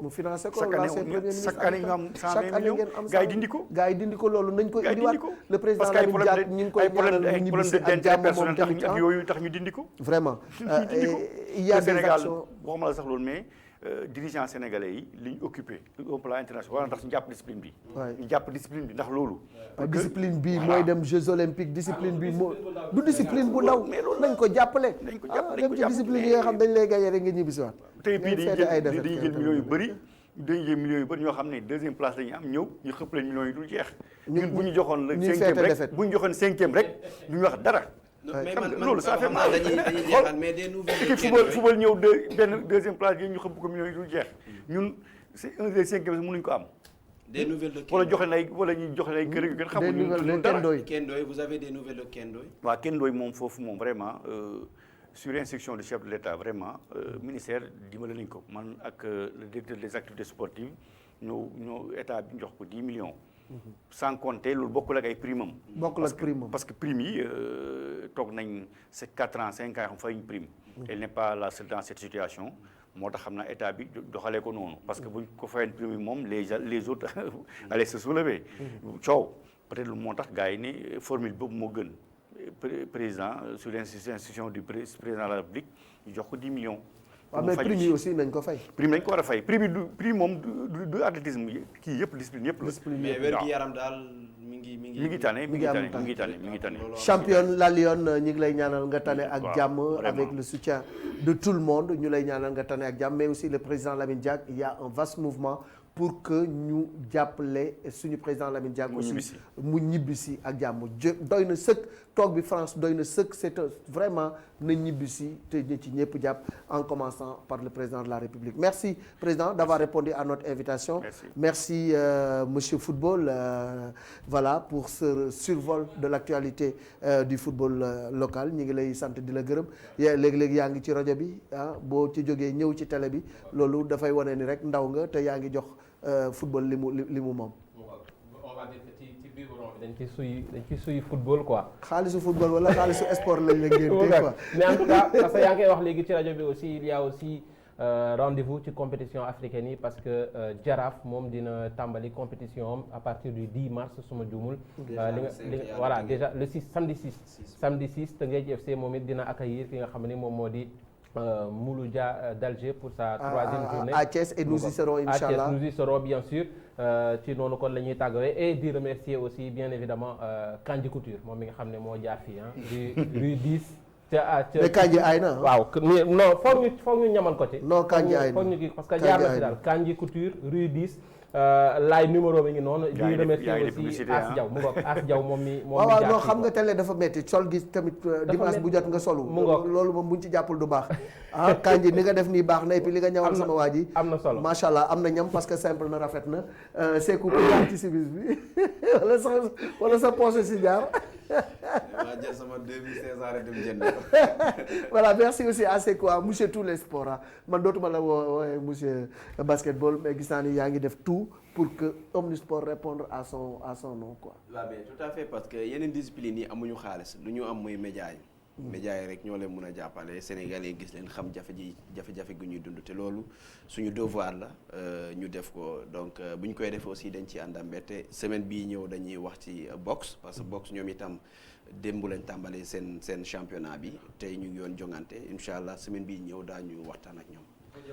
incha allah et puis ñu fàttali aussi ni dinañu am benn Omnisport spécial jagleel ko jigéen ñi voilà ci 8 mars bi parce que aussi voilà jigéen ñi kenn demul ñu des ñi ngi def lu ñu mën surtout ci athlétisme bi aussi gis naa sànq ñi doon daw jigéen ñi bari nañ ci trop te vraiment ay jàmbaar lañu également donc ñi ngi sant ñëpp di gërëm ñëpp di wax encore une fois nañu jàppale suñu athlétisme bi soxla na ko merci à toute l'équipe qui nous a accompagnés.